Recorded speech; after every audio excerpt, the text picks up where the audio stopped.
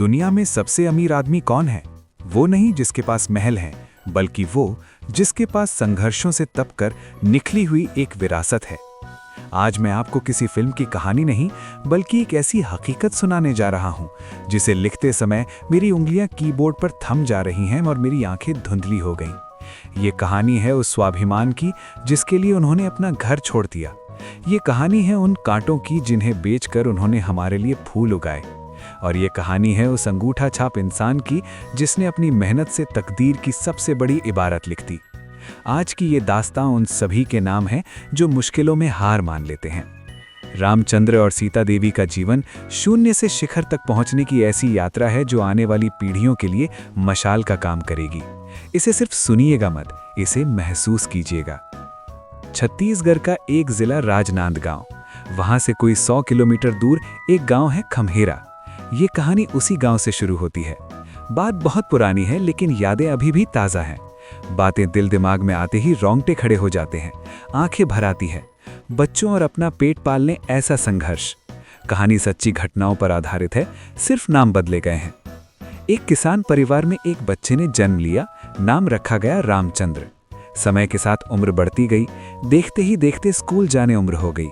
शिक्षा को लेकर लोग उस समय जागरूक नहीं थे, फिर भी उसके माता पिता ने ये सोचा कि कुछ तो पढ़ना लिखना सीख जाए।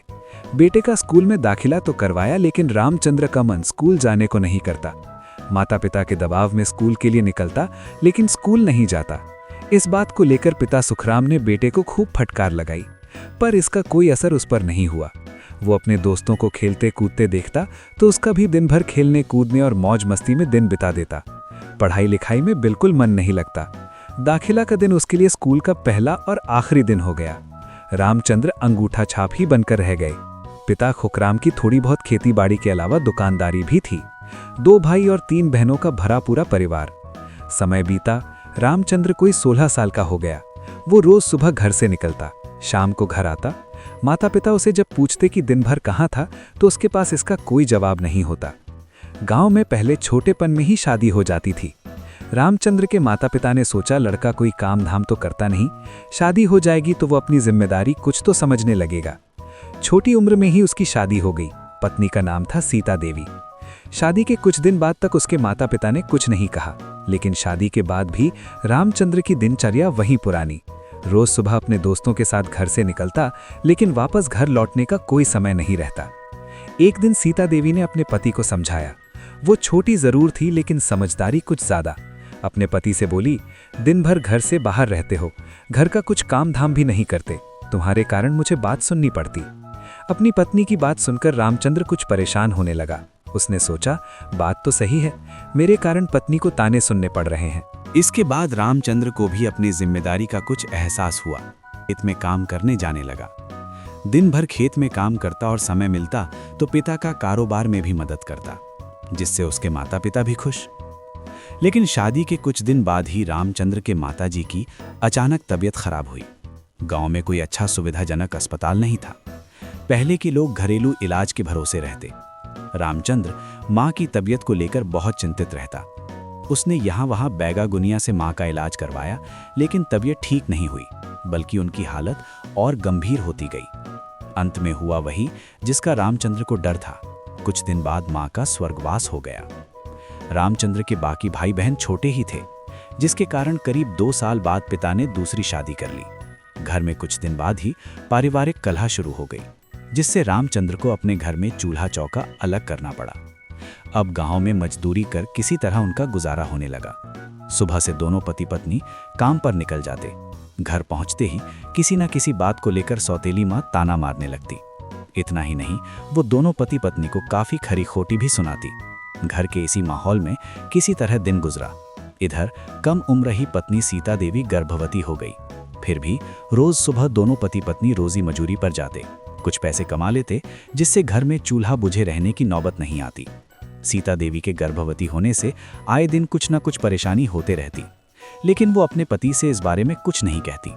कुछ दिन बाद उसकी पत्नी की तबीयत खराब होने लगी। रामचंद्र के लिए अब एक नई परेशानी खड़ी हो गई। अगर वो काम पर जाता तो घर में पत्नी की देखभाल करने वाला कोई नहीं। सौतेली माँ से रिश्ता कोई अच्छा नहीं था। रामचंद्र अपनी पत्नी को सौतेली माँ के भरोसे अकेली घर में छोड़ काम पर नहीं जाना चाहता। अब रामचंद्र के घर में राशन पानी की किल्लत होने लगी। उसने सोचा अब तो सब कुछ भगवान भरोसे है। वो अपनी पत्नी को समझाकर मजदूरी करने निकल जाता, लेकिन पैसा इतना नहीं मिल पाता कि पत्नी का इलाज के साथ घर का गुजारा चल सके। लेकिन उसने हिम्मत नहीं हारी और रोज पत्नी के लिए घर में खाने पीने की व्यवस्था कर मजदूरी करने निकल जाता। रामचंद्र एक दिन खेत में काम कर रहा था। उसके एक पड़ोसी ने उस तक खबर पहुंचाई, पत्नी की तबीयत बिगड़ गई है। अब रामचंद्र काम धाम छोड़ भागता हुआ घर पहुंचा तो देखता क्या है, पत्नी प्रसव पीड़ा से तड़प रही है। उसने आसपास की बुजुर्ग महिलाओं को अपने घर बुलाया। गांव में कोई अस्पताल तो था नहीं और पहले ऐसा होता कि गर्भवती महिलाओं की बुजुर्ग महिलाएं ही डिलीवरी कराती। रामचंद्र पत्नी की तबीयत को लेकर उदास घर के एक कोने में बैठा था। पास के एक अलग कमरे में उसकी पत्नी सीता देवी को बुजुर्ग महिलाएं संभाले हुई थीं। करीब घंटे भर बाद कमरे से बच्चे के रोने की आवाज आई। अब रामचंद्र की खुशी को कोई ठिकाना नहीं रहा। वो समझ गया कि अब वो एक बच्चे का बाप बन गया है। थोड़ी देर बाद एक बुजुर्ग महिला बच्चे को कपड़े में लपेटे उसके पास आई। बच्चे को देखते ही उसकी आंखों से खुशी के आंसू छलक उठे। रामचंद्र ने बच्चे को गोदी में लिया और अपना सिर ऊपर कर भगवान को याद करने लगा। अब घर में बच्चा जन्म लेने पर सब इसलिए भी खुश थे कि रामचंद्र को पुत्र रत्न की प्राप्ति हुई थी। ये बात सुनकर उसकी सौतेली माँ भी वहां ममता दिखाने लगी। कुछ दिन के लिए घर में खुशी जैसा माहौल रहा। उसके बाद फिर शुरू हो गया अनबन का दौर। महीने भर भी नहीं बीता था, घर की हालत देख सीता देवी को भी मजदूरी करने जाना पड़ा। उस समय मजदूरी भी कम मिलती, लेकिन महंगाई इतनी नहीं थी जिससे गुजारा किसी तरह चल जाता। सौतेली माँ आते ही उसने पति को अपने कब्जे में कर लिया था, जिससे घर में सौतेली माँ की ही चलती। सीता देवी जब मजदूरी करने जाती तो अपने दूध मुँहे बच्चे को अपने ससुर के पास ही छोड़ जाती। एक दिन सास के कहने पर सीताबाई के ससुर उसके बच्चे की रखवाली के लिए मजदूरी की मांग करने लगे। उसने ये बात अपने पति रामचंद्र को बताई। ये बात सुनकर दोनों काफी दुखी हुए। अपने ही घर में पोते की देखभाल की मजदूरी की बात असहनीय लगी। बाद में दोनों ने घर छोड़कर कहीं कमाने खाने शहर जाने का फैसला कर लिया। इस समय रामचंद्र की उम्र कोई 20-22 साल की रही होगी। एक दिन रात में दोनों ने अपना सामान समेटा और दूसरे दिन सुबह सुबह घर छोड़कर निकल गए। गांव घनघोर जंगल के बीच बसा था। मुख्य सड़क तक आने में कोई 12-15 किलोमीटर पैदल यात्रा करनी पड़ती। तब तक रामचंद्र का बेटा करीब साल भर का हो गया था। बेटे को गोदी में लेकर बीच बीच में कुछ देर विश्राम करते मुख्य सड़क तक पहुंचे, लेकिन अब तक कुछ तय नहीं कर पाए थे कि जाना कहाँ है। उस समय बस भी कम ही चलती। घंटे 1.5 घंटे इंतजार के बाद एक बस आई। दोनों पति पत्नी बच्चे और कुछ सामान को लेकर बस में सवार हो गए। बस कंडक्टर ने पूछा कहाँ जाना है, तो पति पत्नी दोनों एक दूसरे का मुंह देखने लगे। इतने में रामचंद्र ने कंडक्टर से पूछा, ये बस कहाँ तक जाएगी? उसने उस शहर की टिकट कटवा ली। रास्ते भर सोचते रहे कि घर से निकल तो गए हैं, लेकिन अब जाएं कहाँ? इतने में रामचंद्र को याद आया कि जिस शहर तक बस जा रही थी वहाँ एक रिश्तेदार रहते हैं। उसने पत्नी को भी ये बात बताई, जिससे दोनों का कुछ हौसला बढ़ा। इधर रामचंद्र मन ही मन सोचता रहा कि घर से कमाने खाने निकल गए हैं। उसे खेती किसानी के अलावा कोई दूसरा काम नहीं आता। इस समय खेती किसानी का समय भी जा चुका था। वो सोचता रहा कि आखिर क्या काम मिलेगा। बिना काम धाम जो पत्नी और अपना गुजारा कैसे करेगा। रामचंद्र ने फिर भी हिम्मत नहीं हारी, ये सोचकर कि जो भी काम मिलेगा कर लेंगे। सीता देवी के मन में भी यही बात थी। वो कुछ बोल नहीं पा रही थी। पति पत्नी दोनों में आत्मविश्वास था। दोनों मेहनती भी थे, इसलिए दोनों काम को लेकर एक तरह से निश्चिंत ही थे। सीता देवी ने यहाँ तक सोच लिया था कि किसी सेठ साहूकार के घर झाड़ू पोछा का काम भी मिलेगा तो वो कर लेगी। ये सोचते सोचते समय का पता ही नहीं चला। कबीर 2 घंटे के सफर के बाद शहर आ गया। बस के सभी यात्री उतर चुके थे, पर काफी देर तक दोनों बस में बैठकर विचार करते रहे। इतने में कंडक्टर आया। बोला, इससे आगे बस नहीं जाएगी, आप लोगों को यहीं उतरना होगा। पति पत्नी दोनों बस से उतर तो गए, लेकिन उस रिश्तेदार के ठौर ठिकाने का पता नहीं था तो जाते कहाँ। बस स्टैंड पर ही रामचंद्र ने पत्नी बच्चे को सामान सहित छोड़ा और निकल गए अपने रिश्तेदार का घर ढूंढने। काफी देर बाद भी रामचंद्र नहीं लौटे तो बस स्टैंड पर बैठे बैठे सीता देवी को भी चिंता सताने लगी। डर सा भी लगने लगा, क्योंकि अकेली कभी गांव से बाहर निकली नहीं थी। सीता देवी ने यह भी सुन रखा था कि शहर के लोग अच्छे नहीं होते। करीब 1.5-2 घंटे में रामचंद्र ने वो घर खोज निकाला जहां उसके रिश्तेदार रहते थे। तब तक दिन डूबने को आ गया। इधर सीता देवी की धड़कनें और तेज होने लगी। बस स्टैंड पर बैठे बैठे उसका पूरा दिन गुजर गया। इस दौरान कुछ लोग उसे इधर उधर की बातें करने लगते, जिससे सीता देवी और घबराने लगती। उसे ना भूख लगी न प्यास, बस उसे इंतजार था तो अपने पति के लौटने का। इतने में वो देखती क्या है, रामचंद्र सामने से आ रहे हैं। अब सीता देवी की आंखें जवाब देने लगीं। वो जोर जोर से रोने लगी। रामचंद्र ने समझाया, चिंता की कोई बात नहीं, घर मिल गया है और अब हमें वहां जाना है। पति पत्नी ने सामान व बच्चे को लेकर किसी तरह अपने रिश्तेदार के घर तक पहुंच गए। जब तक रात हो चुकी थी, रात का खाना वहीं रिश्तेदार के यहाँ खा लिए। रात गुजारने के लिए एक ठिकाना मिल गया था। पति पत्नी पूरी रात भर सोए नहीं, बस एक ही चिंता में डूबे रहे, क्या काम मिलेगा। सुबह होते ही रामचंद्र ने अपने रिश्तेदार से बात की, साथ ही घर छोड़कर कमाने खाने के लिए आने का कारण भी बताया। रिश्तेदार दूर के रिश्ते में फूफा लगते थे। रामचंद्र की बातें सुनकर फूफा जी को भी काफी दुख हुआ, लेकिन उसने हिम्मत नहीं हारने की बात कही। साथ ही किराए के मकान की व्यवस्था करने की बात भी कही। इससे पति पत्नी दोनों को एक आसरा मिल गया। 2 दिन वहीं अपने फूफा जी के यहाँ गुजारे। कुछ ही दूर में एक कमरे का मकान किराए पर मिल गया। दूसरे दिन दोनों वहां शिफ्ट भी हो गए। रामचंद्र को खेती किसानी के अलावा कोई दूसरा काम आता नहीं था। जब गांव छोड़कर निकले, खेतों में काम करने का सीजन खत्म हो गया था। पास में पैसे भी इतने नहीं कि हफ्ता 15 दिन किसी तरह गुजारा चल सके। फिर काम को लेकर रामचंद्र ने अपने फूफा जी से बात की। पहले तो फूफा जी भी एकाएक सोच में पड़ गए कि क्या काम कराया जाए। फिर उसने पूछा कि क्या जंगल से कांटा काट कर ला सकते हो। रामचंद्र को बात कुछ समझ में नहीं आई। तब फूफा जी कहते हैं कि इस शहर में बंदरों का बहुत आतंक है।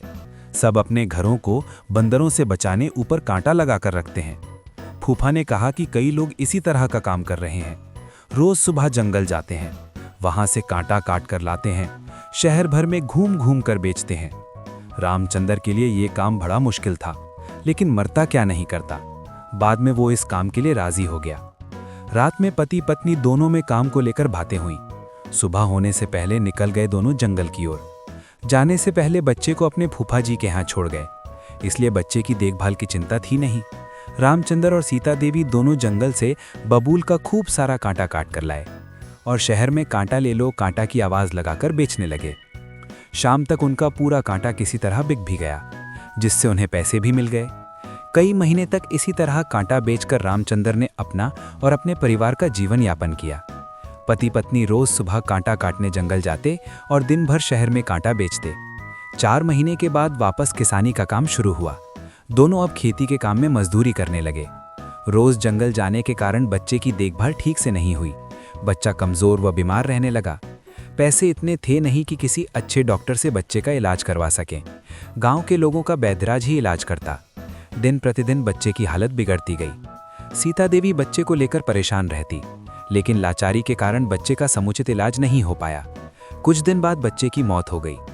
इससे पति पत्नी दोनों को एक झटका लगा। मन में कई तरह की बातें आने लगी। शहर नहीं आते तो ऐसी स्थिति नहीं बनती, किसी तरह गांव में ही रोजी मजदूरी कर लिए होते। रामचंद्र ने अपनी पत्नी को ढांढस बंधाया, साथ ही हिम्मत से काम लेने की सलाह दी। माँ तो आखिर माँ है। कई महीने तक सीता देवी इस गम को नहीं भुला सकी। इस गम में उसने काम पर जाने से मना कर दिया। अब रामचंद्र अकेले मजदूरी करने जाता। पत्नी को दुखी देख उसका भी मन अच्छा नहीं लगता। वो इतना नहीं कमा लेता जिससे दोनों का गुजारा चल सके। पत्नी सीता देवी को भी अपने पति को परेशान देख अच्छा नहीं लगता। घर खर्चे के लिए भी परेशानी होने लगी। अब सीताबाई ने भी काम पर जाने का मन बना लिया। रामचंद्र जब मजदूरी कर घर लौटे तो पत्नी ने भी काम पर जाने की बात की। पति ने उसे मना किया, लेकिन वो नहीं मानी। दूसरे दिन से ही दोनों फिर एक साथ मजदूरी करने जाने लगे। सीता देवी फिर भी बच्चे के मौत के गम को भुला नहीं पाई थी। बच्चे की जब जब याद आती वो रो पड़ती। खास करके रात में कई दिन तक बच्चे के बिना सीता देवी सो ही नहीं पाती। रामचंद्र उसे समझाता, लेकिन सीता देवी का मन बच्चे के बिना कहाँ मानता। जब मजदूरी करने निकली तो जैसे तैसे उसका समय कटने लगा। धीरे धीरे उसका मन काम पर लगने लगा। पति पत्नी दोनों साथ मजदूरी करते तो 2 पैसे ज्यादा मिल जाते। खा पीकर महीने में कुछ पैसे बचा लेते। कमाने खाने निकले थे तो 2 पैसे बचाने की इच्छा दोनों के मन में थी। रामचंद्र में कोई बुरी लत नहीं थी। शुरुआती दिनों में कभी बिना सब्जी तो कभी बिना दाल के ही खाना खा लेते। कुछ दिनों में घर में सिर्फ भात ही बनता। भात में पानी मिलाकर रात भर रख देते, फिर दोनों नमक मिर्ची के साथ बोरे बासी खा लेते। इससे भी उन्हें काफी सुकून मिलता, क्योंकि यहाँ कोई कुछ कहना वाला नहीं था। दोनों अपने मर्जी के मालिक थे। पति पत्नी दोनों दिन भर मजदूरी करते, शाम को थके हारे घर पहुंचते। दोनों मिलकर खाना बनाते, साथ खाते और रात को चैन की नींद सोते। समय बीतता गया, शहर की आबादी बढ़ते गई। आसपास छोटे बड़े उद्योग धंधे खुलने लगे। लोगों को रोजगार मिलने लगा। उस समय गांव के लोग कारखाने में बड़ी बड़ी मशीनें देखकर डरते, कारखाने को कालखाना समझते। गांव के लोग खेती किसानी का काम ही करना चाहते, पर कारखाने में जाना नहीं चाहते। इधर रामचंद्र तो कमाने खाने निकला ही था। उसने सोचा जो भाग्य में लिखा है वो तो होकर रहेगा। इस समय तक सीता देवी भी दूसरे बच्चे की मां बन चुकी थी, वो भी बेटा ही था। इससे वो अपने पुराने गम को पूरी तरह भूल गई। अपने पति के साथ कंधे में कंधा मिलाकर मजदूरी करने जाती। इसी बीच किसी ने कहा, शहर से दूर दूसरे शहर में एक बड़ा कारखाना खुल रहा है, वहां बहुत मजदूरों की जरूरत है। रामचंद्र ने भी वहां जाने अपने फूफा जी से बात की तो उन्होंने भी अपनी सहमति व्यक्त कर दी। इससे उनका हौसला बढ़ा। वो भी अपनी पत्नी और बच्चे को लेकर दूसरे नए शहर में मजदूरी करने आ गया। काम तो किसी तरह मिल गया, लेकिन रामचंद्र कारखाने में मशीनों की आवाज से डर जाता। कई बार काम छोड़ने का मन भी बना लेता। फिर पत्नी सीता देवी के कहने पर विचार बदल लेता। कारखाने में मजदूरी से ज्यादा पैसे भी मिलने लगे। पति पत्नी दोनों ने मिलकर विचार किया। अंततः काम पर जाने का ही प्लान बना। अब कारखाने में मजदूरी करने से पैसे इतने मिल जाते कि पत्नी को काम पर भेजने की जरूरत नहीं पड़ती। रामचंद्र काफी मेहनती था, उसमें काम सीखने की ललक थी। कारखाने के अफसर भी उसकी लगन को देख प्रभावित होते। इस कारण उसे एक बिजली मिस्त्री के हेल्पर के रूप में काम में लगा दिया गया। वो दिल लगाकर काम करता। रामचंद्र पहले अस्थायी मजदूर था। वो रोज सुबह काम के लिए निकलता, साथ में दोपहर के लिए रूखी सूखी रोटी भी रख लेता। उसका दिमाग खूब चलता। जिस काम को वो एक बार देख लेता, दूसरी बार उसे बताने की जरूरत नहीं पड़ती। अनपढ़ होने के बाद भी काम सीखने में कोई परेशानी नहीं हुई। बिजली काम करते करते कई बार करंट के झटके खाए, लेकिन उसके मन में काम सीखने की ललक थी। वो हर काम के लिए ईमानदार कोशिश करता। बहुत कम समय में ही उसने करीब करीब बिजली का पूरा काम सीख लिया। उसके काम को लेकर अफसरों से शाबाशी मिलती, जिससे उसका हौसला और बढ़ता जाता। बाद में वो कारखाने का स्थायी कर्मचारी बन गया। इससे उसे ऐसा लगा मानो कोई जंग जीत ली हो। रामचंद्र के मन में एक खुशी थी। अब उसके समक्ष काम की कोई चिंता नहीं रही। शाम घर पहुंचते ही सबसे पहले उसने पत्नी को खुशखबरी सुनाई।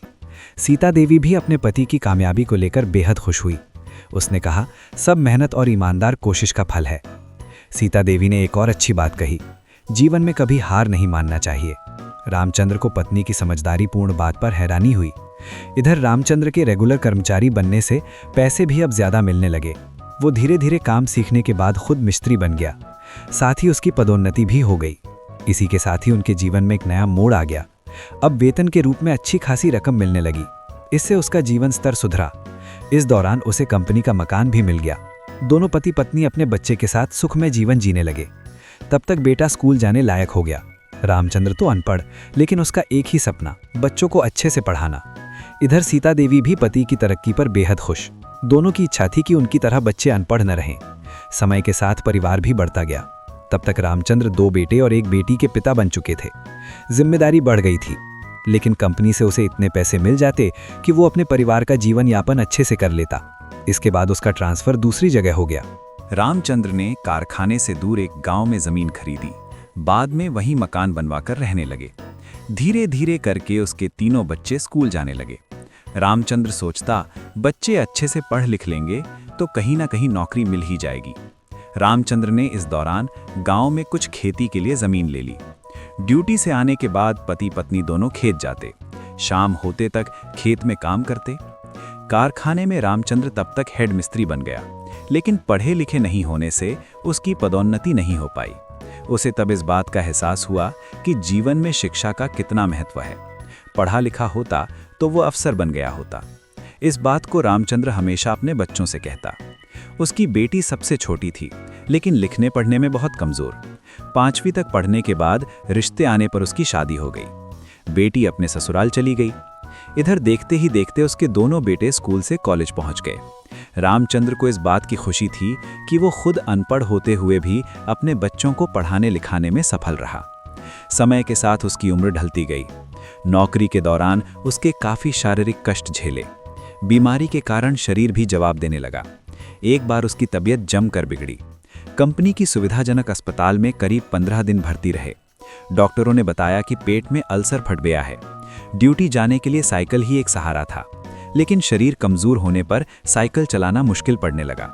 उसने ड्यूटी आने जाने के लिए एक गाड़ी ले ली और चलाना भी सीख लिया। राम जी अब रोज गाड़ी से काम पर जाता। इधर परिवार बढ़ता देख रामचंद्र ने गांव में अच्छा पक्का मकान बनवा लिया। कुछ दिन बाद उनके रिटायरमेंट का समय आ गया। नौकरी के दौरान ही कंपनी की ओर से उसे अच्छा काम करने के लिए कई बार पुरस्कृत भी किया गया। स्मृति चिन्ह के साथ प्रमाण पत्र भी मिले।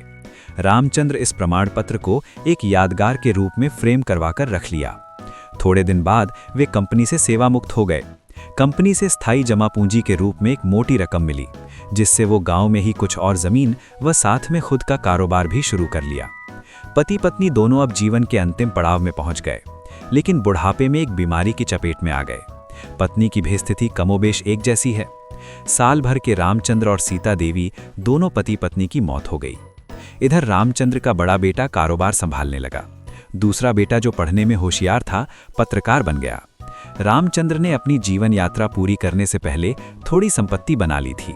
बड़ा बेटा अपने पिता की पैतृक संपत्ति से अपने परिवार का गुजारा करने लगा।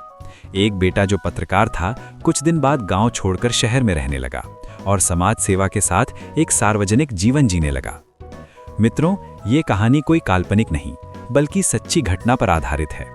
रामचंद्र और सीता देवी की ये कहानी उनके लिए प्रेरणादायक हो सकती है, जो जीवन में हिम्मत हारकर किस्मत को दोष देते हैं। तो दोस्तों, ये थी जीवन यात्रा एक संघर्षशील माता पिता की।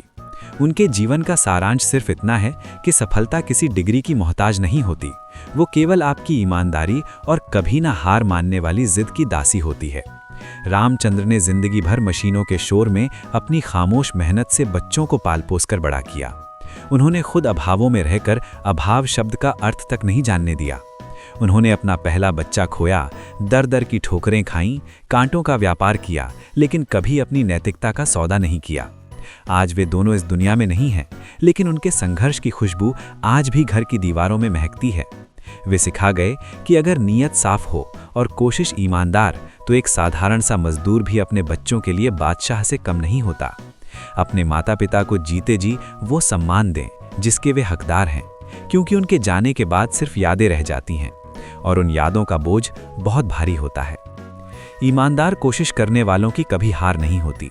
रामचंद्र और सीता देवी का जीवन इसका सबसे बड़ा प्रमाण है। अंत में, हाथों में छाले थे पर माथे पर शिकन नहीं। अपनों की खातिर छोड़ दिया अपना ही वतन। कांटे बेचकर जिन्होंने बच्चों के लिए फूल उगाए, उन माता पिता जैसा दूसरा कोई और नहीं। दोस्तों, ये कहानी आपको पसंद आई हो तो इस वीडियो को लाइक और कमेंट करते हुए चैनल को सब्सक्राइब जरूर करें। अब अगली कहानी तक के लिए इजाजत। नमस्कार, धन्यवाद।